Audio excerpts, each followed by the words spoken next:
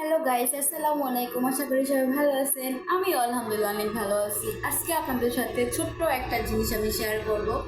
আমার জামাইকে শুধু বলছিলাম যে আমার অনেক ক্ষুধা লাগছে, কি খাবো, খাওয়ার মতো কিছু নাই। আসলে ঘরে অনেক কিছুই আছে, বাট তারপরও আমি সবসময় ওকে বলি যে আমি এটা খাবো ওইটা খাবো, কিন্তু আজকে কিছুই বলি না যে এটা খাবো। তারপর আমার জামাই কি করছে একটু দেখেন, আপনারা দেখেন কি করছে।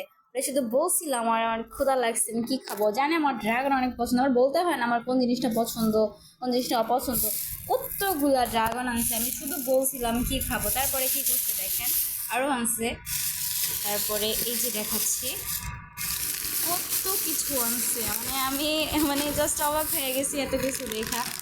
যেটা চিপস আনছে দেখেন, জানে যে আমি এই চিপসটা খাই, এই চিপসটা আমার অনেক পছন্দ।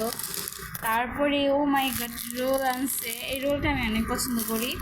তারপরে আচার আনছে, বাটার বান আনছে, এই বাটার বানটা অনেক পছন্দ আমার, অনেক ক্রিম থাকে বা অনেক মিষ্টি বেশি একটা না, মজাই লাগে।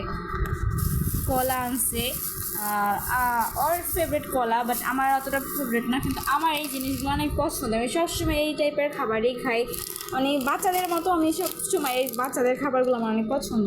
বিশেষ করে ড্রাগনটা আমার অনেক পছন্দ। কে পছন্দ করেন না কারণ জানি না, আমার কাছে আমি ড্রাগনটা অনেক পছন্দ।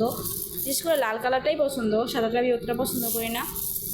আমার জন্য সবসময় কিছু আনলে ড্রাগন, এমনকি এই যে টুকটাক এই যে হাবিজাবি খাবারগুলো সবসময় আমার জন্য আনে। আমি শুধু বলছিলাম যে আমার ক্ষুধা লাগছে, আমার জন্য কিছু নিয়ে আসো। আজকাল বলি না যে আমার জন্য এগুলো নিয়ে আসো, সে শুধু বলছি, বলতে দূর সে আনতে দেরি না। আলহামদুলিল্লাহ আমি অনেক অনেক অনেক হ্যাপি তার মতো একটা হাজব্যান্ড পেয়ে। মানে বাবা মার পরে যদি কেউ আমার সত্যিকারে ভালোবেসে থাকে সেটা হলো আমার হাজব্যান্ড।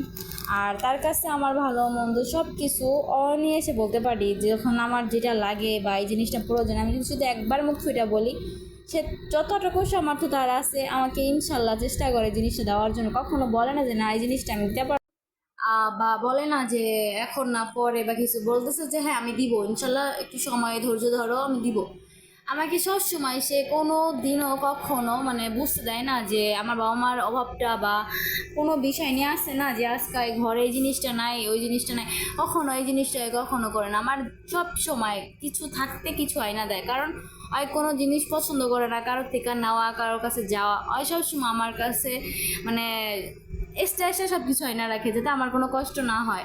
ইনশাল্লাহ আল্লাহ জানি সবসময় তারা এরকম রাখে, আমিও জানি এরকম হ্যাপি তার সাথে থাকতে পারি। আর আমরা জানি দুজনের সারা জীবন একসাথে এরকম সুখে শান্তি থাকতে পারি। ইনশাল্লাহ খায়া বাঁচতে পারলেই চলবো, অত বড় লোক হওয়ার কোনো ইচ্ছা নাই। দুইটা ডাল ভাত খায়া জানি সুখে শান্তি থাকতে পারি আমরা দুজনে। দোয়া করবেন সবাই ইনশাল্লাহ, সামনের দিনগুলো আমাদের অনেক ভালো যায়, আমরা যেন ভালো কাটাতে পারি। আর বিশেষ করে আমার হাজব্যান্ডে জানি আল্লাহ সবসময় সুস্থ রাখে, জানি সবসময় হ্যাঁ কাজ কাম করা, তারপরে তার ফ্যামিলি, তার বোন ভাই আমাকে সবাইকে নিয়ে জানি সবসময় ভালো থাকতে পারে। দোয়া করবেন সবাই। আল্লাহ হাফেজ।